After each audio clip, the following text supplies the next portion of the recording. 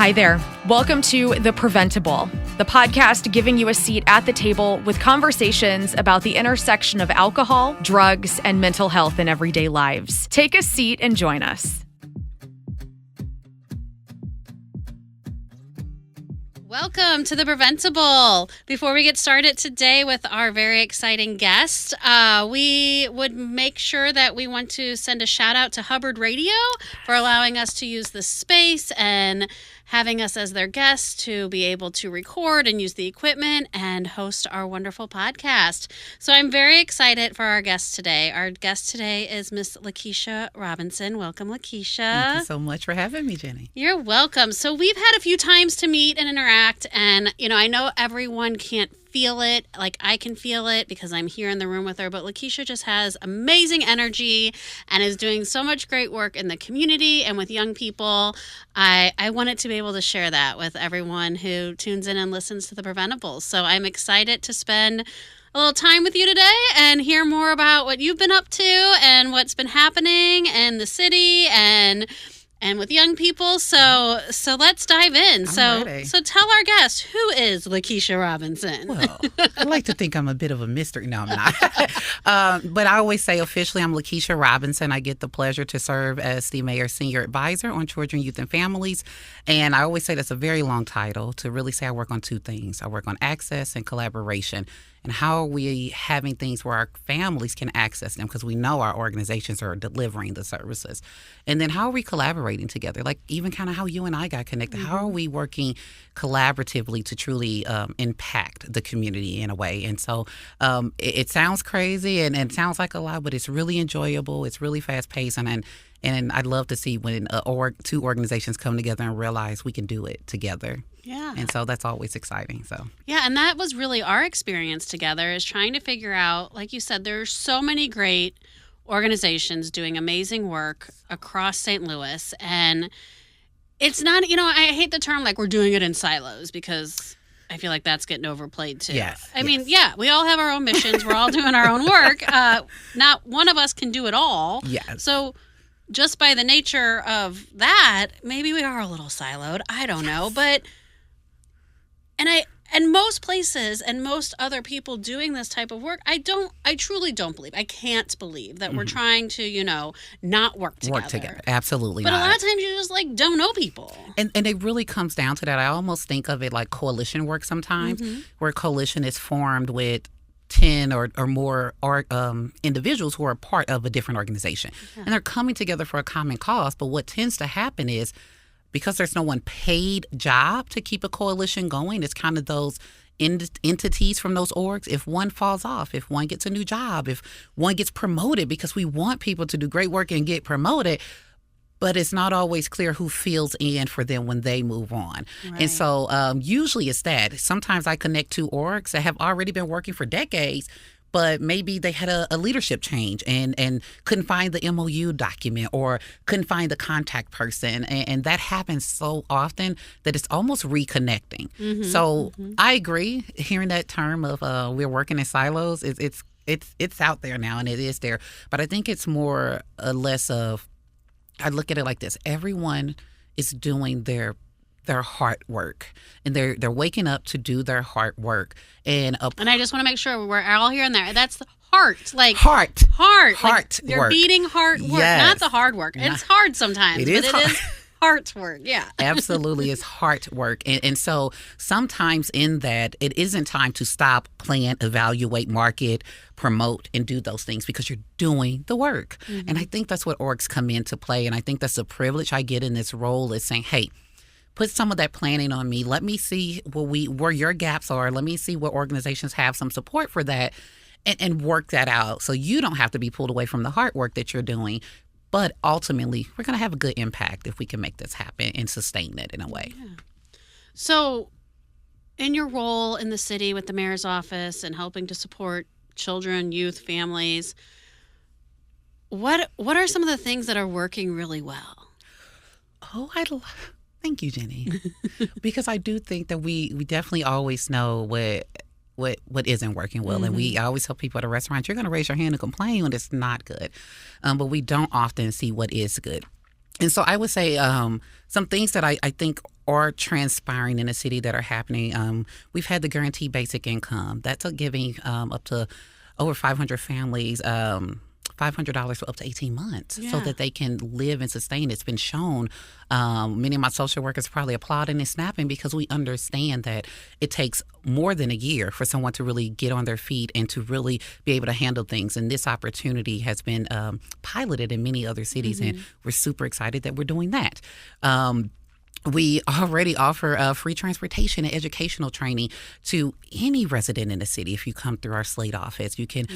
Many of our kids who are in high school can get free bus passes. We actually even partner with SLPS and give them almost 1,000 of those bus passes so that their youth can get back and forth. Those systematic partnerships, those are working. And talk about filling gaps. I mean, we know that there can be some gaps in that area. And here's just a real solution. And it doesn't have to be hard, right? It doesn't have to be the hard work. It can be so easy. Like, let's get people some access to some bus passes and help them out a little. Simple. And Metro really wants to help. And sometimes it kind of goes back to orgs don't know how to plug in, right? They know they need something. They know someone does it. But if you don't know how they can help you, sometimes the other org can't help you because they don't know what you want.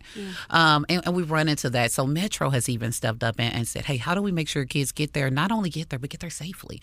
Our police department stepped in. I meet with them often to say, hey, no, we can't put officers on all the bi-state buses, no, right? But we can make sure that if there's high areas that we can be in that area so kids who do have to ride that feel safer, right? So parents can feel a little bit more comfortable. So the district can feel a little bit more supported in that. So that's going well. My one favorite thing that I'm super excited about that is a new thing too is the mayor's youth cabinet. Yes, I'm glad. I was saving it. I was going to see if you mentioned it. I'm glad you did because I've been getting excited about it too. Tell us about it. I love this. So the mayor decided 2 years ago that she wanted to create this body for you to, one, engage civically and not to become a politician or not to run for something, but to just be an involved citizen, to understand that you make your policies. If your street's not looking how you want it, here's the mechanism civically of how you can improve that. And so we're in our second cohort year right now that'll actually be terming out on May 31st. But it's going well. We have 4 committees in there right now. We have gun violence, which I'm so excited to have an event coming up, which will be gone by the time this airs. But we have gun violence, and we have students that are from CVPA and Collegiate.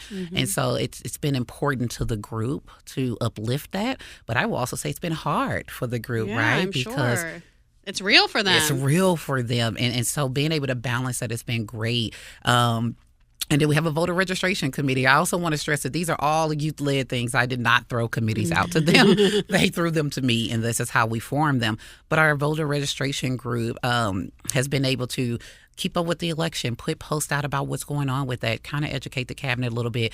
It was honestly their first time understanding primary election from a general election. They really thought it was over. Like, no, we just did it. And so that's been exciting. And just to see how they develop and form these organizations. So what age are these youth? They're all high school youth. Oh, wow. The application's actually open right now, but they'll close March 31st. But I know. But they are all city residents. Clay. Don't tell people it's still open. They are all city. The requirements to be on this is you have to be a city resident and attending a high school. That can be any high school, private, charter, public, but you do have to be a city resident. Okay. But I will also say, because what will be happening right around May, I'll release an application called our community committee members. And essentially what we find is we have a lot of kids from the county. You'd be surprised. We have kids from Illinois calling because they want to get engaged civically, and there's not that many opportunities. And so I'm a social worker at heart, so I'm like, no, I'm not going to turn no babies away. That's not what I do. So the kids also said, if we only listen to kids from our area, in our bubble, how will we know and think outside of our box, right? So our kids so smart. That's what I said. I said, well, let me let you lead this, right? And so from there, I created that role. Last year, it was referred to as junior advisors. This year, it'll be referred to as community committee members. And what that does, it gives those youth an opportunity to join. We've had a Harris Stowe student that was in high school, but had just finished and really wanted to stay engaged. So they came on as an advisor. We've had some kids that are many of our athletes take advantage of this because they want to get involved civically, but competition isn't planned. Like, you can plan the first game, but once you start winning, it's unplanned. Yeah, you can't always build a schedule. Exactly. And so they took advantage of that, and then they kind of partner with some of our committees and help do some of that work. What an amazing opportunity for the young people. And again, I feel like a broken record sometimes saying things over and over, but there's just so many common themes when we think about what we were just talking about, organizations and adults and wanting to work together but not sure where to start or not sure where to connect. And young people are the exact same way. Goodness. They are. And that was some of the challenge, too, because as an adult, I use these words, I make up, but I don't want to adultify the situation, right? And so, but it is a fine line. And I always use this example. We were putting out a survey to our kids to say, hey, what do you want to do? Had all these things on there, pool party, arts and craft things, making things, like just several different things. The majority of the kids picked a pool party. I was excited. I was like, oh, my God, I see where you're going. This is going to be fun. But then I thought about it. I said, wait a minute. I've seen my girls come into our meeting. They have their nails done, their hair done, their lashes. I said, are you guys going to get in the pool? And they're like, oh, my God, no. No. Then why do they want a pool party? The concept of a party, right? The opportunity to hang, listen to music with unstructured fun in a sense. But they don't know how to articulate that, right? Yeah. And nor did they know how to ask for what they did want. So some of it is really throwing ideas and really trying it, because some kids will stick. And they eventually picked like this nameplate making workshop. And I doubt if you would have just sat around and said, what do you all want to do? Anyone would have said, a nameplate workshop. Exactly. Please, Lakesha. That's what I'm dreaming of. Right. Making my name. Yeah. But it was fun. It was hands-on and something they could take with them that they did, which I think is also some of these kids' first time having that power and control of, no, you made a decision. All of the glory and the consequences of that decision are yours. Boast in that. And so that's been fun, too, to see them get excited about what they've done. And this is mine. Yeah, sure. What do you want? So there'll be a new cohort of youth kind of coming.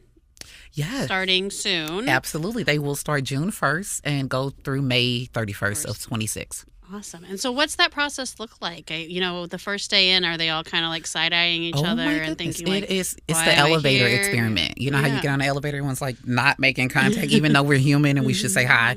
It's the elevator experience the first day. But the first day it's like work. It's really an orientation, making sure parents are aware what their kids are signing up to, and what they're getting into. We do a little overview of a few things, but it's really heavy, like an orientation.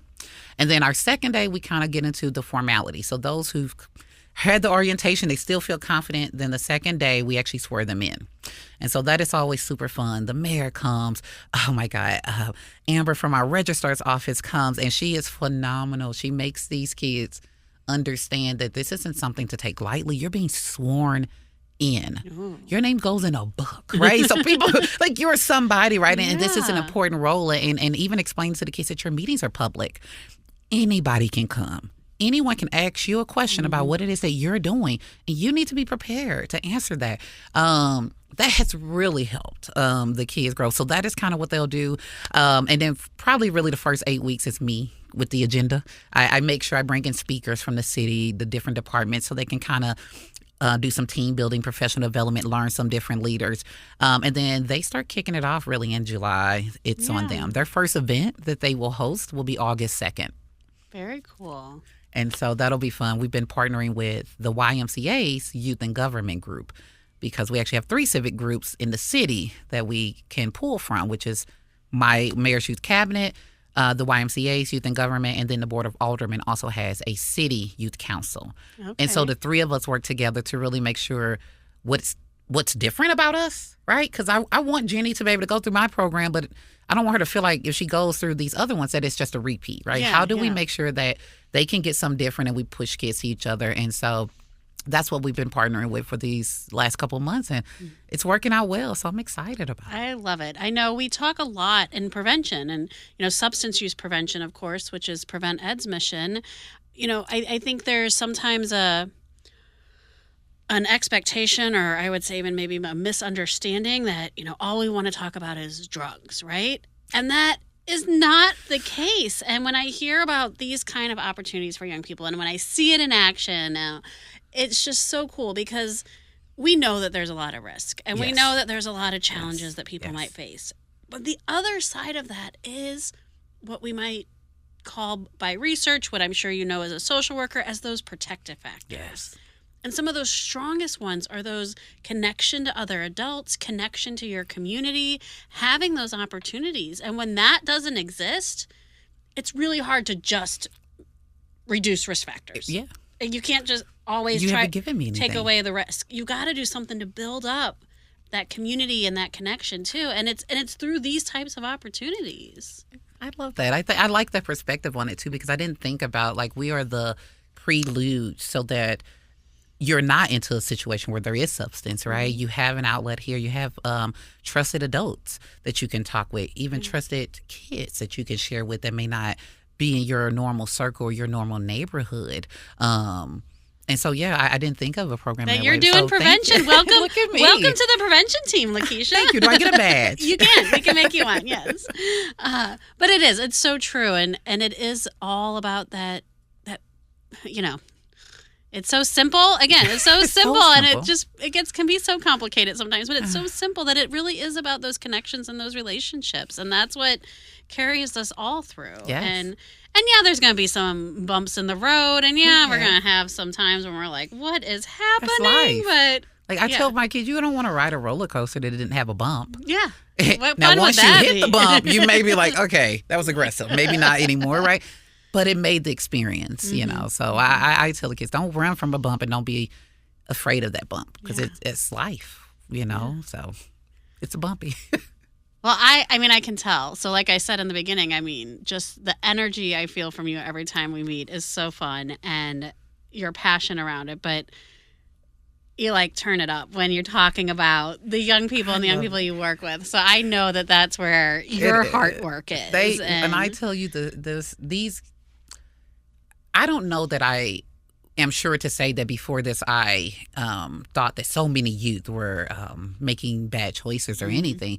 But I definitely was very aware of the number of youth who were, right? Right. But I think also through this lens too, it's also helped me to educate other people with some numbers and say, hey, it's really reverse. About 80% of our kids are well, want to do well, and are making great decisions, right? And then we do have 20% that sometimes make bad choices, right? And that's normal, but we cannot hold that 20% bad choice over the 80% of other youth in this city. And they are so tired of being called unachievable, violent, just they don't want to be known as that. Well, you know what I mean? We got not. kids going to Georgetown, going to Fisk, going to Hampton from our cabinet, and they're like, what they're saying is not me or my friends, right? And I said, well, that's a part of this cabinet. How do we get out what it is that you and your friends are doing and how you do have positive fun, right? And how you do make change. Yeah. And so that's been another journey that the kids have to think about too, because none of them like talking about themselves. I don't know why they think that. Yeah. And so that's been that's actually probably taken the longest for them to truly be proud and to scream that from the rooftops. Like, no, this isn't us, and this is us, and this is how we want you to describe us, and describe that one youth situation as what it was, a situation that just happened to have involved a youth, and not that all youth are endangered because of that one youth situation. Yeah. And again, what a honorable and just powerful place for these young people to learn those skills, because again, not everyone has that opportunity, and sometimes when you just don't know, it's hard to teach it even in a classroom or not, or even if it's a parent telling them, it doesn't mean the same thing, because no one wants to listen to their parents. It doesn't. I've had many of these parents email me, text me, and call. I actually just had a parent give me praise right before I got here. She was said the way that her daughter is now able to speak up, stand out. She's almost like came out of her shell to be something different. And I don't see this when I see the kids, right? But she's so serious about making sure her attire is appropriate because they do have to come dressed in professional business attire every meeting. All of our meetings are in person, right?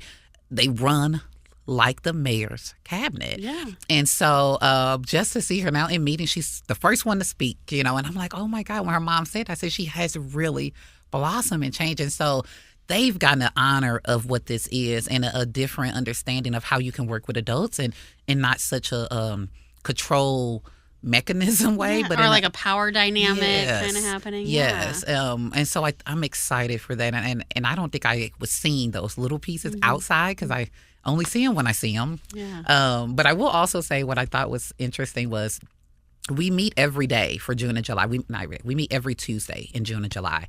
And then starting in August, we went to once a month.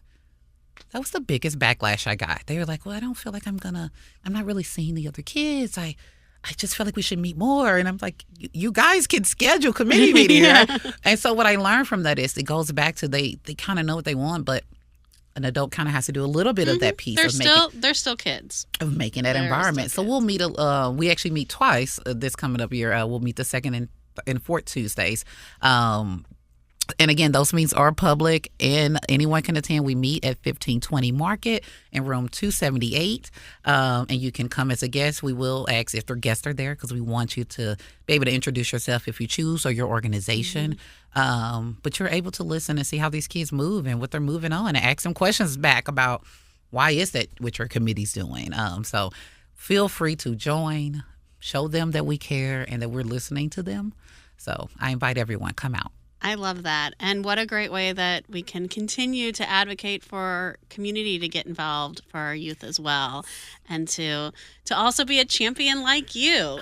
Thank you so much for the work you're doing to empower young people, the work you're doing in our city, and just for being just such a great person to be around always. I truly appreciate it, Lakesha. And I hope that you all find an opportunity to connect with Lakesha and the city's youth cabinet. If you would like to get more involved, please follow up with Lakesha or attend a meeting and see what these young people are doing firsthand.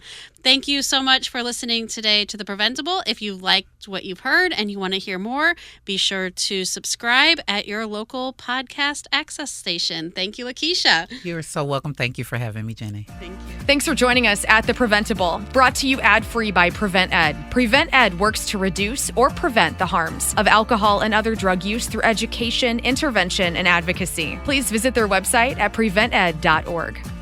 Like what you heard? Rate, review, and subscribe to stay up to date with what we are serving on The Preventable.